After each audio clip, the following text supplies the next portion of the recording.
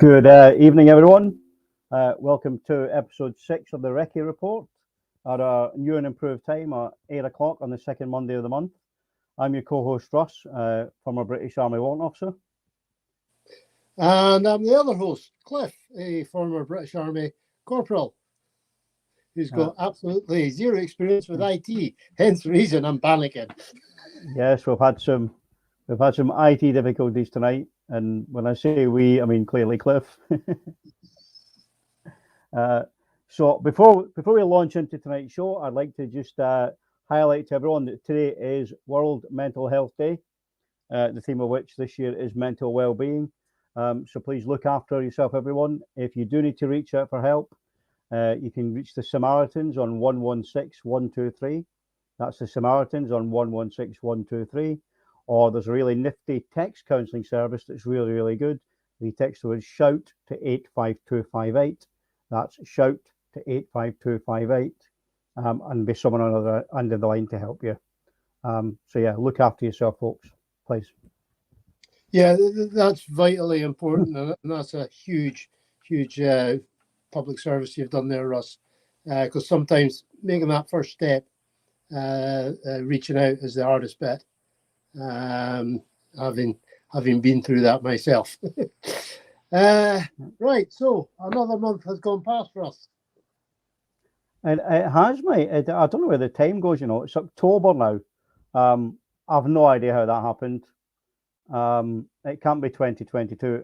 I mean, you can tell it's nearly Halloween because the shops have got all the Christmas stuff in. Yes, I noticed that as well. Yes, and we've got fireworks going off and all sorts around here. It sounded like a bad day in downtown Gorney-Vicouth the other night. So, yeah. Now, as always, there's been very little to report. We've had to really hunt and search. So quiet. I mean, I don't know. It seems like the Tories, the SNP, Labour are hiding. I was going to say Lib Dems, but we never really hear from them anyway, do we? Are they still a thing? I think they hibernate for the winter, to be fair. Well, that's not a bad idea. Perpetual winter in their little political sphere. Yeah. Right, yes. So this week, I should say, this week just gone. Sadly, seen the passing of a stalwart of the independence campaign. And that was Ian Hamilton. Grand old age of 97. Right. Yes. Now, his son wrote a very nice piece saying, like, his dad was well known for other things other than what we're about to have a chat about. But my own view of it is that he did Scotland a great service way back in 1950. Not just himself, there was 3 others with him by the names of Gavin Vernon, Kay Matheson and Alan Stewart. And the 4 of them researched the topic of the Stone of Scone, also known as the Stone of Destiny. They did a recce of Westminster Abbey. They discovered that one of the doors, I believe, was made out of pine instead of oak, so it was more easily to force.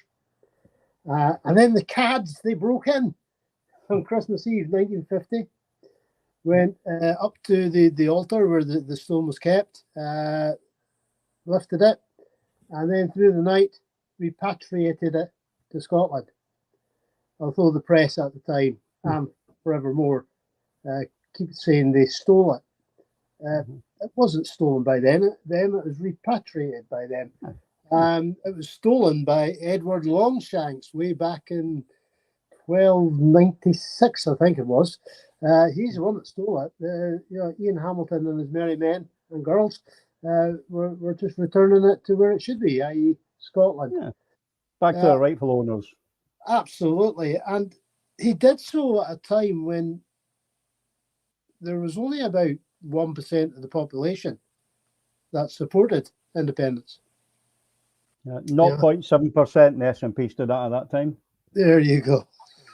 Yeah, so it's a marvelous thing, and I really do think that they provided a wee spark. People started to think about Scotland other than being this drag or drain on Westminster. And now we are where we are. We're in 2022, and we are very much on the cusp of gaining independence. But I think Ian Hamilton and his cohort were very much in the van on that one. Definitely, Ian Hamilton, Gavin Vernon, Kay Matheson, and Alan Stewart. Ian Hamilton at that time being a student at the University of Glasgow. Yes. Of course, went on in later life to be a well-renowned lawyer. Criminal lawyer, QC, and he QC, actually got KC as well. Yeah, QC Casey. Yeah. Also well known for, and many people don't know this, he was one of the plaintiffs in the original court case about whether Queen Elizabeth should be calling herself Queen Elizabeth I or Queen Elizabeth II. Right. So he was one of the plaintiffs in that respect. And I think it's important. I think an important thing to notice, right, is that when that happened in 1950, the UK was very much a very solid union. It was the aftermath of World War II. Tories were actually performing really, really well in Scotland. Well, that was the last time they ever did that. Yeah. SNP, as I said, were polling at 0.7%, and then they went and did that, and it was all over the papers. And believe it or not, if you read into it, they chose not to prosecute them because they felt that would give too much publicity to the independence case. So not only, and apparently Ian Hamilton was the only one that never confessed. Well, he couldn't, could he? Because he knew what his job was. well, I mean, he did write a book about it, so he clearly, obviously, at one point held his hands up and said, "Yeah, that was me." Yeah, but bless her, Kay Matheson's farm up in West Ross there, it was raided numerous times.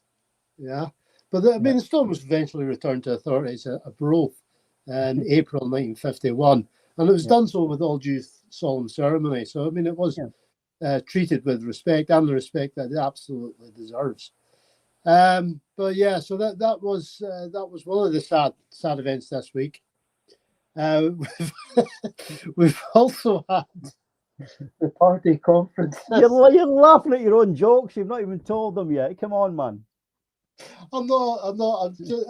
I've been struggling today to keep up with things.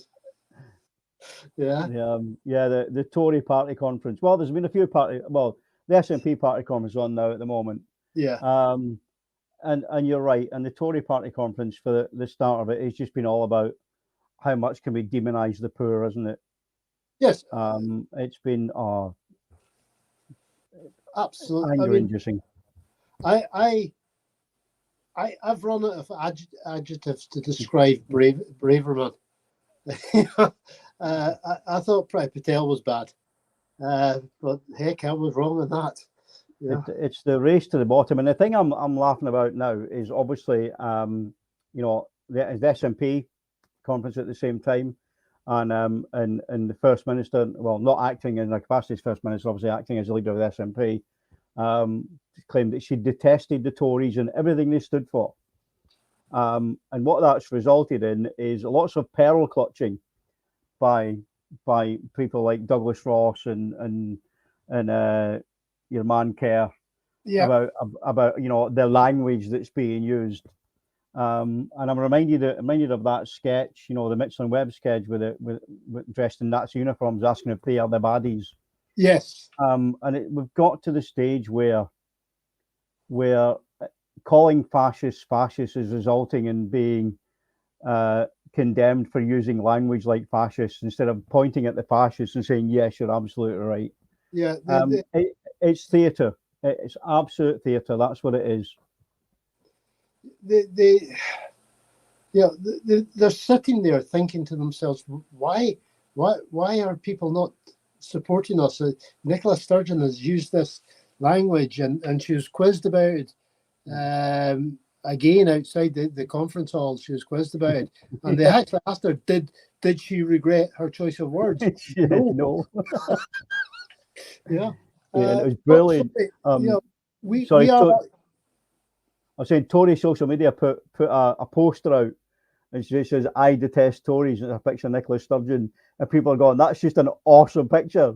It's supposed to be an attack ad, but people are like, "That is awesome." Yeah, there's a rather industrious person, clever person over Glasgow way, I call it social media, has already got it on mugs and T-shirts and stuff. I know, but it's complete theatre, and I'm seeing a lot, and it's obvious that the SNP, because it's their comms, have got people rattled, because I've been seeing it on social media. There's lots of your man Blair McDougall has been very active on Twitter, and it's just recycling all the old Project Fair stuff from 2014. What currency will you use? Who's going to pay the pensions? And it all boils. I will get this word out, and it all boils down to too wee, too poor, too stupid. Yeah, absolutely. It's special pleading. Every country in the world, every independent country in the world manages to have a currency, but Scotland will definitely not be able to do that. Yeah, and it's like, we're not capable of crossing. I mean, I can't even say all boils down to. So clearly, don't put me in charge of currency. Well, that's it. We won't be in charge of currency. Those that know what they're doing will be in charge of currency. Yeah. We're just reactivists that small wheel and huge cogs, huge engine. Yeah. And that's why I'm more than happy if someone pings a question at me and I don't have the answer for it. I'll go, I'll get back to you. But we will have a currency. What will it be called? Who knows? I believe in the next couple of days, I've just seen Wayne's comment coming up there. I believe in the next couple of days that the Scottish Government, that's the SNP and Scottish Greens, will be producing documents to do with currency as part of the lead-in to the next referendum. Let's face it, the Tory party managed to tank the pound in a matter of weeks. I mean, I've no idea. Is there some sort of entrance test to be Chancellor? Because obviously for the Tories, no, you just have to be racist, mate, and xenophobic, and not give a stuff about people that earn less than £150,000 a year. Yeah, because nobody announces the mini budget as was announced. Yeah, and what the Chancellor was saying, cut taxes, perfectly normal Tory stuff. Trouble was he did it without showing his working. It's like, first year in high school, show your working. Absolutely. I think we're missing a trick. I think we should, we've said about, I think the SNP have said that the plan is initially to use sterling in the short term, much like Ireland did when they gained independence in the 1920s. But you know what? I think we should cut them off at the knees. I think we should just announce now, sod it, we'll take the euro. Yeah, that's what we're going to sell our renewables and our expertise in. And if you don't like it, stuff it. Because what they're not admitting is that without Scotland, that pound sterling is going to tank even more. Yeah, the people that put the credit ratings against the country.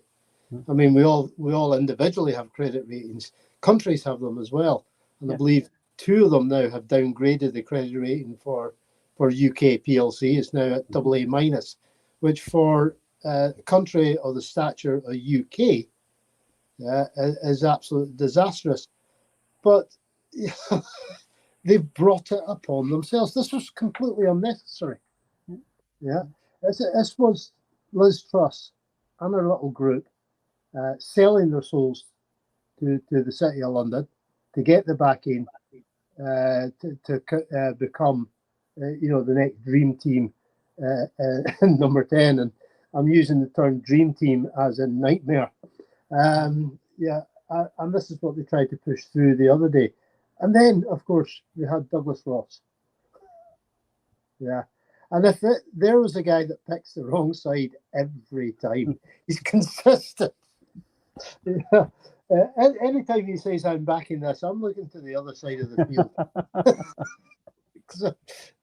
Because yes, the SNP, the Scottish Government has to reduce top rate of tax to in line with England, and then, what, Yeah. 48 hours later, it was reversed. Yeah, Yeah. and it was like, yeah, that was the right decision. He said, Yeah.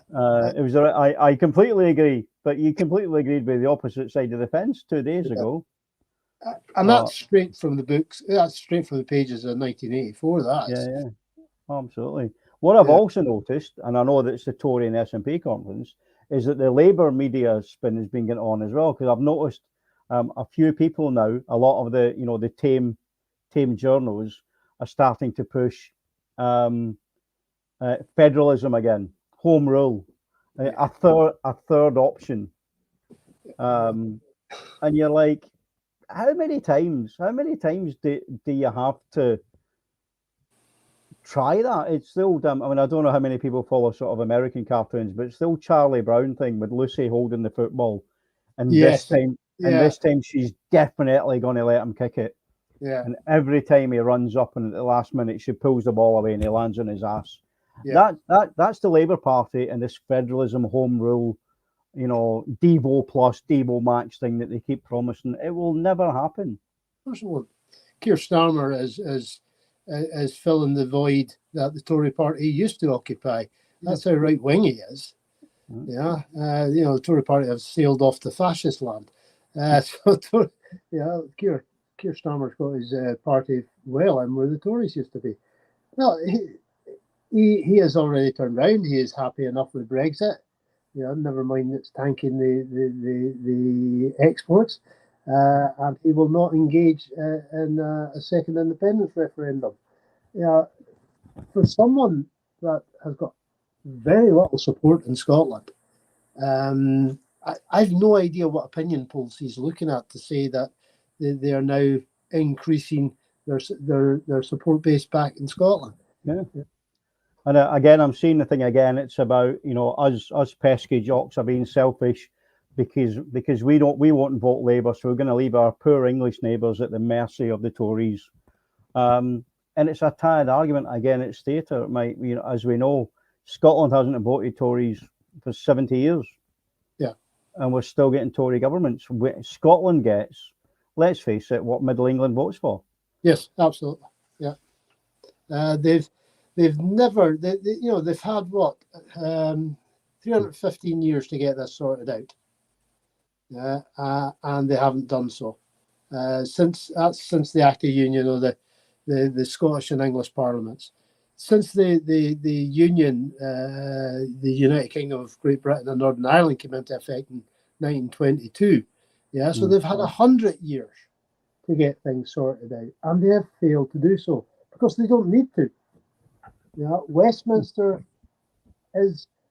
gets their power from south of the Rio Tweed. Yeah. Labour used to rely on Scotland, that 40-45 seats on occasion, but that's now lost them because they have turned their back on Scotland. Yeah. They are completely unrecognisable. And let's not forget, Labour do not field candidates in the Northern Ireland Assembly. Yeah, because they have a tacit agreement with SDLP. Yeah, and SDLP, of course, support Irish unification. Yes, they do. Yes. So Labour are very split-minded on this. No, about what's going to happen. And speaking of which, just to highlight it, bear in mind tomorrow and Wednesday we have the Supreme Court looking at the presentation by the Scottish Government on the legality of a independent or a referendum on this topic of independence. Yeah. Now I was thinking that the verdict would be coming out in the next 2 days, but I believe that's a couple of months down the road yet. They're going to talk about it tomorrow and the day after, and then they sit and talk about it. The judges sit and talk about it themselves, and that's going to take a couple of months. But at least it will give us clear direction as to where we're going. And it will pull the rug from under the unionist feet of this illegal referendum. So they cannot do to us what Madrid did, Catalonia. so they can't do that. And we've got to do it through this way, because what I noticed with the SNP letter to the Supreme Court was the use of the UN Charter and the European Court of Human Rights. That was mentioned. And I believe that was the first time I've seen that. So the Scottish government's now beginning to appeal to the wider world community, saying, look, we voted for this in a democratic vote. But we're being having it refused by a government that's so intransigent. It's an ideal. The thing is, I think the SNP played a blinder with this, actually, because no matter which way the Supreme Court comes down on this, it works for Scotland. If they say yes, the Scottish government can legislate for an advisory referendum, and let's not forget, all referendums in the UK are advisory. Brexit was advisory. The setup of the Scottish Parliament was advisory. Then that's fine, we go ahead and do it. If they turn around and say no, there is absolutely no mechanism by which Scotland can look for self-determination, as defined by the United Nations, then again, that's a win, because if it then stops being a voluntary union. If there's no way out, it's not voluntary. Exactly. Yeah, it's not a union by consensus. Yeah. And that, I think, that then obviously we go straight into the UN Charter on former colonies and self-determination along that lines. So you're absolutely right, Russ. It is a win-win for Scotland. I know there's folks out there that are beginning to become a little bit impatient. It's been a long road, and for many people, it's decades in the development. I'm completely new to this, so I can appreciate how people are getting frustrated, impatient about getting things moving. But I also believe we're very, very close now. We're on the cusp. Winning the thing's a totally different debate. Getting to hold it is our first thing, and then moving forward from it with that set date, then moving forward to win it. Then that's when all hands at the pump type of thing. So, when we used to do operational tours, buddy, the longest part of it was that day before you actually deployed. Just waiting for the. So we have a question here from Hashbury Stumble saying, did you or I manage to catch Stuart McDonald or Alan Smith's speech to the SNP conference? I'm going to be honest, I didn't. I've been working all day, so I've no idea what happened. No, didn't catch it. I've been working as well. I do an awful lot of audios. Taking people's hearing, so I haven't catched it. So thank you, Hashbury Stumble. I've put your question up. It made us both look like idiots. And I'm going to take it down now and slink away and hide my shame. But I will check on it later on. I'm going to go look it up after this, and if we do form an opinion, we'll put it on the bottom of the YouTube video when this is posted up at the end of it. So thank you for showing us up for our ignorance. We do appreciate it.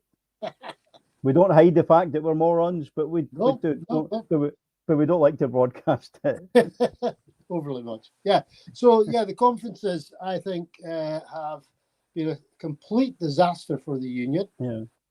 Including the Labour one. They've had one as well, haven't they? It's been. Go on. I was going to say, Hashbury Stumble said she thinks that they were talking about Ukraine, and I think I may have seen some highlights about that. I know. Nicola Sturgeon said that we support Ukraine and we always will. So I'm hoping it's along those lines. I would imagine it would have been given those two MSPs being, well, certainly Alan Smith was an MEP. So we're talking. I think it would have been a very sort of democratic, defending democracy type of thing. And it does tie into what we were going to talk about. Anyway, we're going to mention Ukraine, weren't we? About the fact is that they've taken out that bridge. Yes. That links Crimea. Well, admitted it. Well, Putin has said it was a terrorist act. Yes. Yeah, because apparently, rolling into someone's country and threatening them with a nuclear war is not terrorism. Yeah, In well, Putin world, I don't know. TASS reported the other day, the morning of the bridge attack, that it was an act of war. Yeah. Sorry, what exactly have you guys been up to since March? Yeah. Yeah. It was a mild disagreement up to that point. Yeah. Yeah. So, but yeah, I mean, how much more is Putin going to trash his forces? I don't know. There's, I'm surprised. I mean, I don't know about you, mate. I mean, I served in the army. I was a Cold War warrior. Back in the 80s and 90s.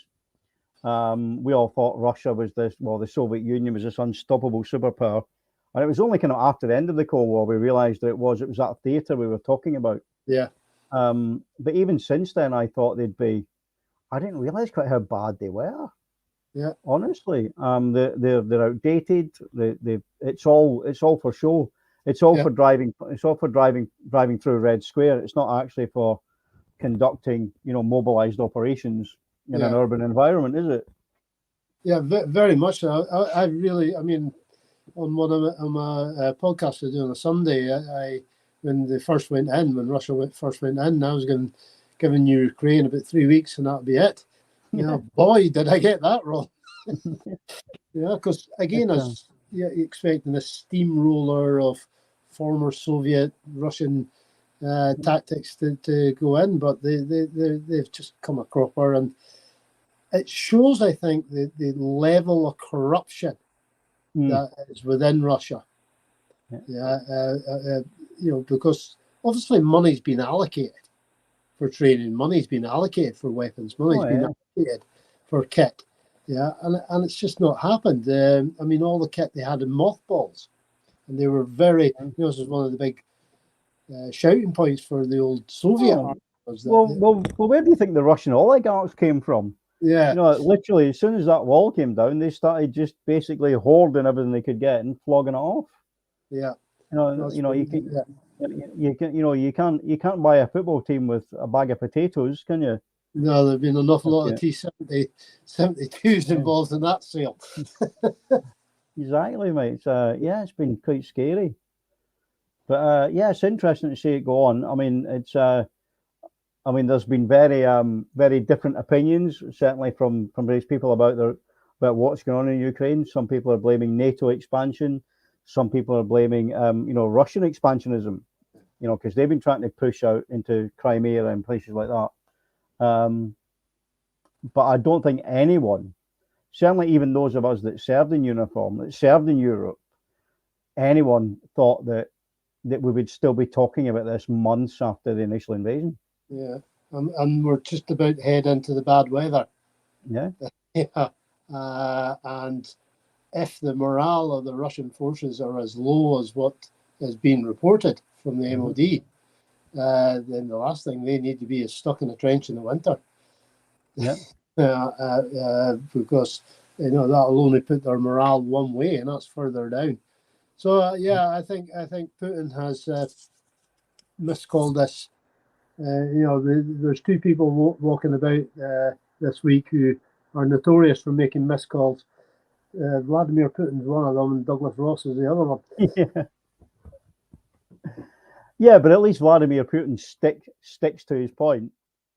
Yeah, that's true. Even in the face of overwhelming evidence. Yeah. Poor Dross is flip-flopping all over the place, really is. Well, it's just as well he doesn't have a spine. It is. And folks, we're coming to the end of our slot for this week. Thank you for joining us. I hope you all tuned in for Scottonomics before you came into us. That's why we've moved our slot to accommodate them. But we're night owls anyway. We're quite happy doing the late stag.